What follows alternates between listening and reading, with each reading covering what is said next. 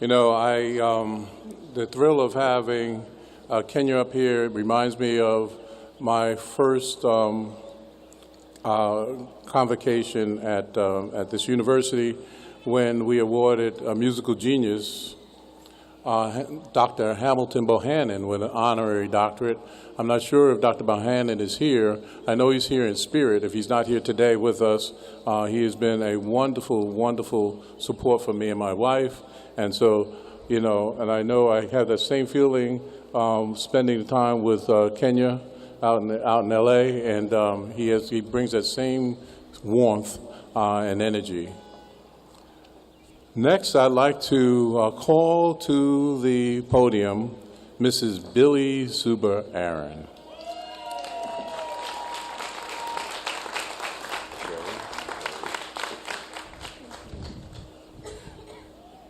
Billie Zuber Aaron. Oh, one thing. Is Hank here? Did he come? Did Hank come this morning? No. Billie Zuber Aaron, you have blazed a remarkable, multifaceted career as an educator, TV talk show host, and UNCF executive. Because of your passion and strong advocacy of higher education, thousands of African American youth have realized their dream of a college education. When you made your television debut in July 1968 on WSB-TV's Today in Georgia, you also made history, becoming the first African American woman in the Southeast to host a daily hour-long talk show. That is something fabulous. And one of the things that, you know, I want you to know that really we're looking at the convergence of history, because Billie Aaron, of course, was first to be on TV in the Southeast, and it was because of people like Billie that we are able to have Kenya and, of course, Don Lemon today. I mean, that she's one of the path makers that has created this opportunity. I really want to thank you, and I think you deserve a real round of applause for your service. You brought a unique blend of Southern hospitality and insightful storytelling as you interviewed leaders and luminaries from Georgia and around the globe. You have interviewed world leaders like Hubert Humphrey, Prime Minister Lyndon O. Pindling of the Bahamas, and some of our finest entertainers, including Sidney Poitier, Harry Belafonte, Jane Fonda, and Pearl Bailey. You also held court with some of the world's greatest athletes, including Willie Mays, Ernie Banks, and, of course, Hank Aaron. With Aaron, you made a lasting connection as you married him in November 1973. After 6 years on Today in Georgia, you and Mr. Aaron moved to Milwaukee, Wisconsin, where you hosted and co-produced Billie, a half-hour weekly show airing on WTMJ TV. Your fundraising career began in 1980 when you joined the United Negro College Fund as Area Development Director and Southern Regional Vice President. Again, you made history, becoming the second woman in the organization to hold this position. For 10 years, you co-hosted UNCF's Atlanta-based Lou Rawls Parade of Stars Telethon. You also created and founded the UNCF Mayor's Mass Ball, which for 34 years has been one of the organization's most successful fundraisers and is now replicated in other UNCF major cities. For your stellar contributions, UNCF awarded you one of its highest honors, the UNCF President's Award, and the Billie Zuber Aaron Legacy Scholarship was established in your name. To date, you have raised and contributed more than $1.25 million for scholarships at 4 UNCF member institutions. After retiring from UNCF in 1994, you and your husband co-founded the Hank Aaron Closing the Dream Foundation, just continuing to give, which grants children between the ages of 9 and 12 the funds to help them chase their dreams. The foundation has given more than 800 grants to children in Atlanta, Chicago, Detroit, Los Angeles, Milwaukee, and Mobile, Alabama. In 2007, the foundation partnered with Major League Baseball and the National Boys and Girls Club to create another Aaron initiative, the 44 Forever program. The program annually provides grants to 44 high school juniors and seniors across the United States who are members of the Boys and Girls Clubs. The foundation recently has begun assisting college students as well. To date, 54 endowed scholarships of $100,000 each have been established at 17 colleges and universities. 10 of them are historically black institutions, with us, Clark Atlanta University, and 2 other AUC schools, Morehouse and Spelman, among them. Your passion for education was evident early in your career. You taught on the high school and college levels, including at Spelman, Morehouse, and Morris Brown colleges. Your impact within the Atlanta University Center Consortium continues to be felt and thus rightfully recognized. To show you the depth of our gratitude, this March, the university awarded you our Dr. Thomas W. Cole, Jr. Legacy Award, one of our highest honors. In May 2017, the Billie Super Aaron Pavilion opened on the campus of the Morehouse School of Medicine. This gleaming 2-story addition to the Hugh M. Gloucester building is a result of a $3 million donation from your husband and a $3 million grant from the Robert Woodruff Foundation. You are currently serving as a member of the Board of Trustees at Morehouse College. Among your recognitions are the Greater Atlanta YWCA Women of Achievement Award, the Governor's Statewide Volunteer Leadership Award, and the Council of National Alumni Association's Distinguished Service Award. Additionally, you and Mr. Aaron received the 2003 Martin Luther King Jr. Salute to Greatness Award. You earned a master's degree from one of our parent institutions, Atlanta University. You also hold a bachelor's in English from Texas College in Tyler, Texas. And you took postgraduate courses at the University of California, Berkeley. Billie Super Aaron, you have used your head, heart, and hands in service for mankind. At a time when the dream of a college education is getting harder to realize, you, with your husband, the incomparable Hank Aaron, have stepped up to the plate. Your gift of an education to thousands of young people is one that keeps giving into perpetuity. Our communities, our nation, and our world now and yet to come are made better because of your generosity and spirit of greatness. You have, in effect, lit a spark today that will ignite new possibilities in days that are beyond our lifetime and imagination. I also want, as a personal point of privilege, just want to thank you, Billie, because you and Hank have embraced me and my wife as if we were part of your family. And we truly, truly, truly, truly thank you for all that you've done for us.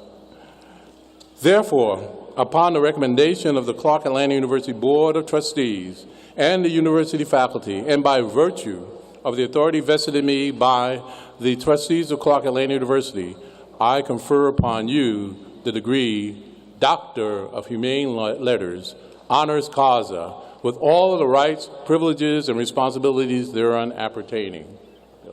We're going to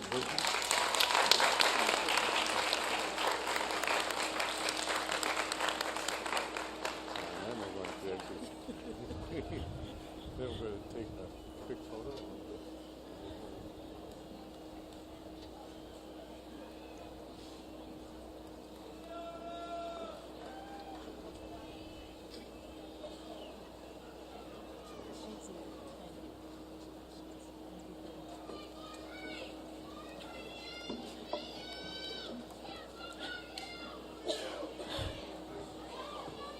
Good morning, ladies and gentlemen. Good morning, Dr. Johnson and faculty, staff, student body, and in particular the classes of 2018. I am going to ask for a point of respect here. When I heard about this young man, Mr. Barris, contributing $1 million to this institution, I think all of the Clarkites, the AUites, and all of the students who attend any black school, stand up, please, on your feet, and give him an applause that he deserves. Please, if you can stand, stand.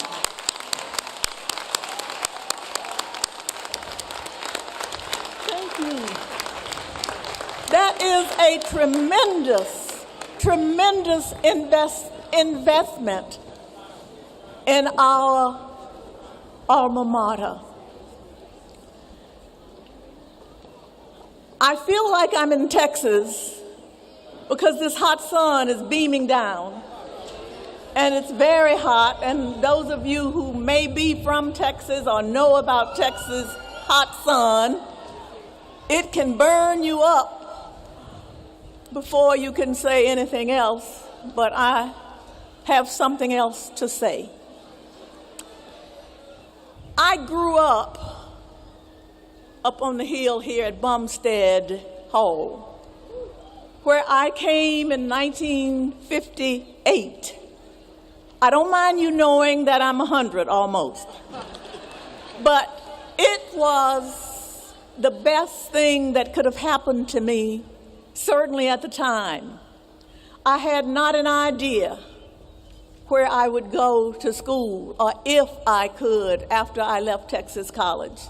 But I was called into the president's office and told about a Lilly Foundation grant that was being offered to the UNCF member institutions. And I was asked if I might be interested, and of course, before President Hancock finished his sentence, I said yes. Yes. I had never been on a plane before. I had never been to Atlanta before.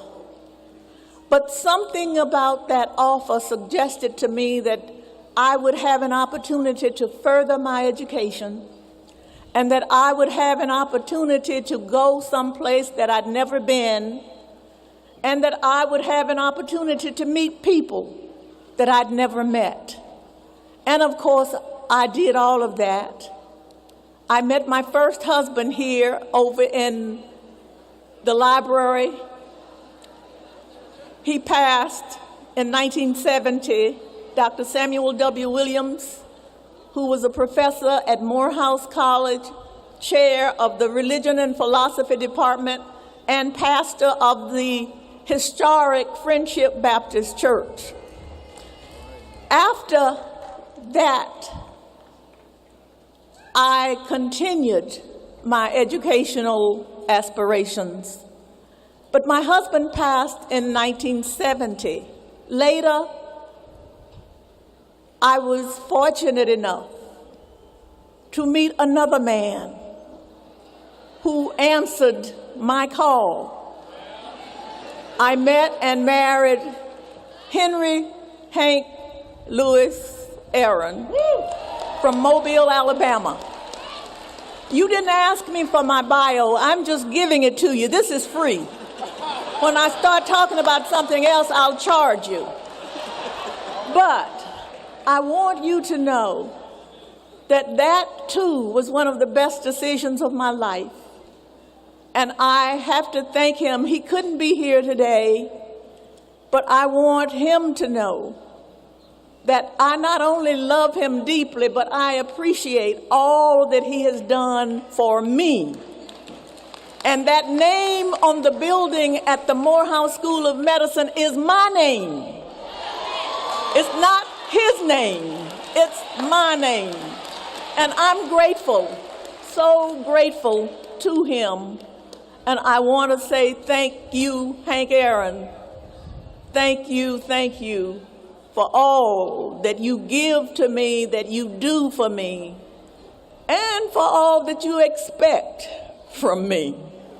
I try my best to live up to the expectations.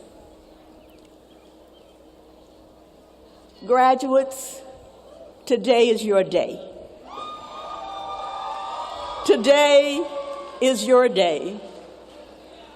It is a day in which you can rejoice, and certainly a day that your parents can certainly rejoice and share with you this great celebration of the accomplishments that you have made and will no doubt continue to make. Today is your day. But remember, it is just the beginning. It is the beginning of the rest of your life. And what you choose to do with this beginning, what you choose to make of this beginning, is left totally, solely up to you. But you must understand that your parents are expecting you to start taking care of yourself. They want you off of their payroll. So as soon as you can, when you can, you get yourself a job. And you go out there and you do the job so well that no one living, no one dead, and no one yet to be born could do it better than you are doing it. It will require that. It requires that because the competition is really real.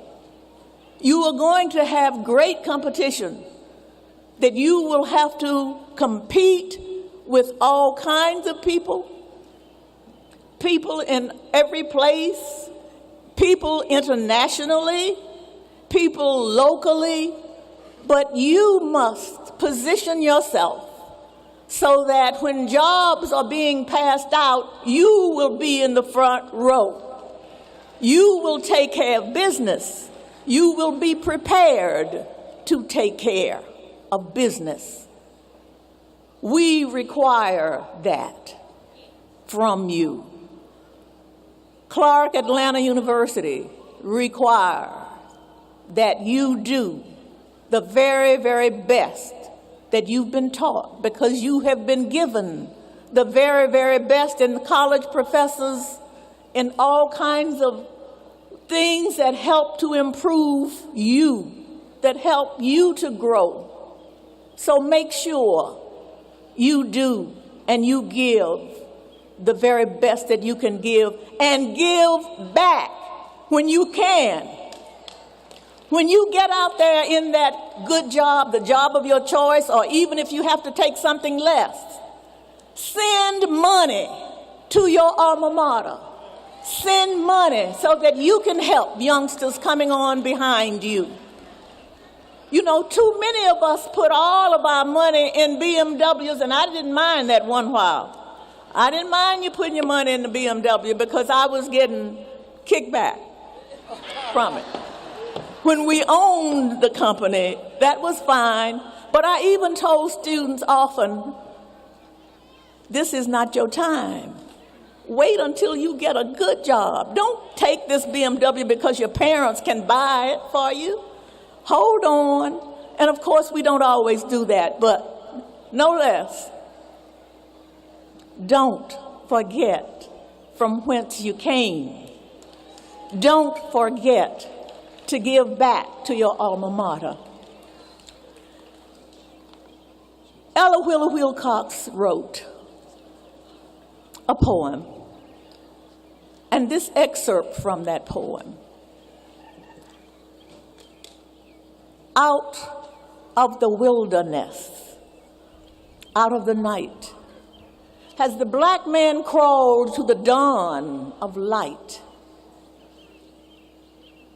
Feelings of pain and struggle and nobodiness surrounded us as a people.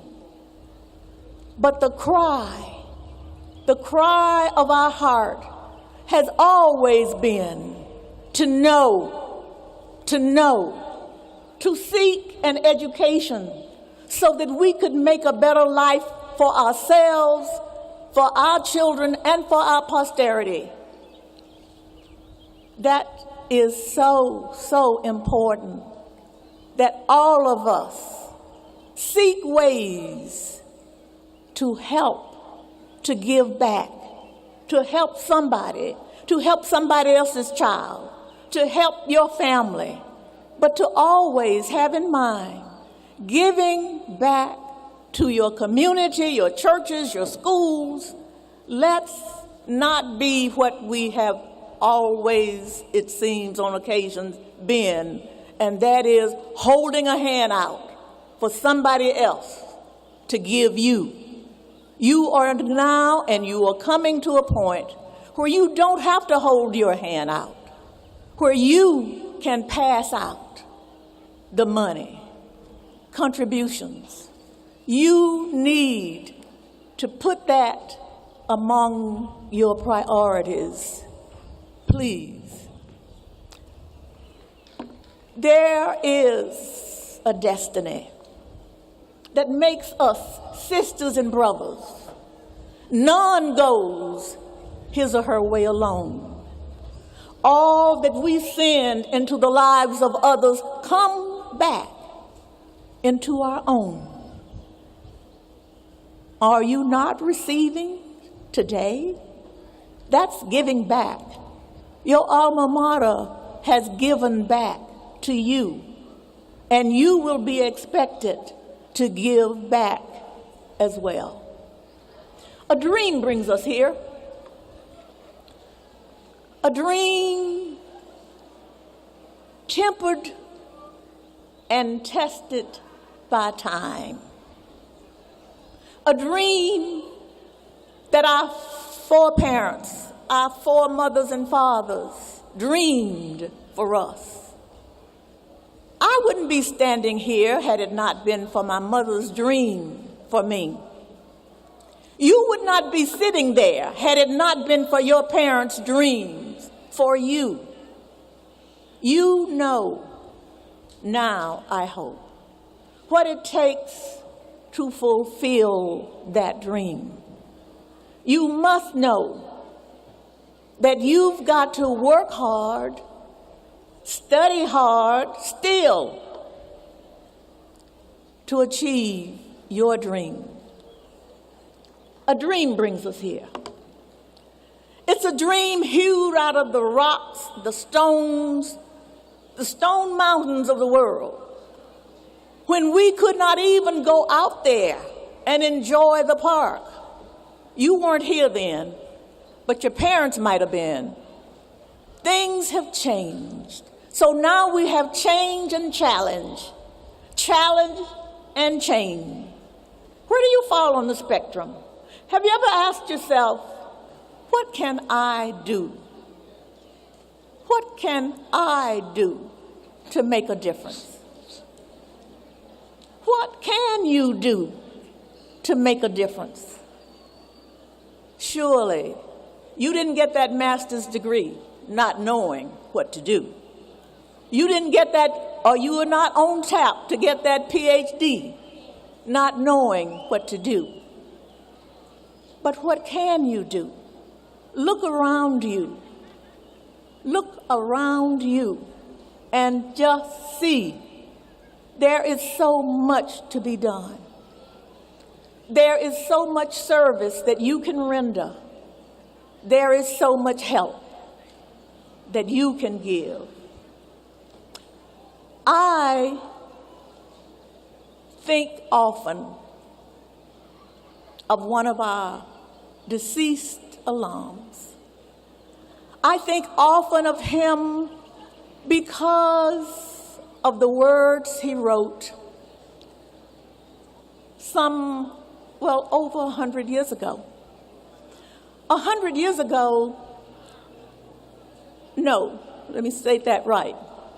Some years ago, the NAACP wrote or produced a book, and I have an article in that book called 100 Voices. 100 Voices. The emphasis is on the song that we sing and we take for granted. Some of us know it, some of us don't. Some of us never take the time to really learn the words, but they are there. And I want to close with these words, if I can remember them.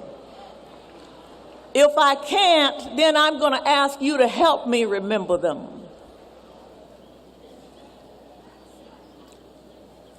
I'd better find them, to be sure.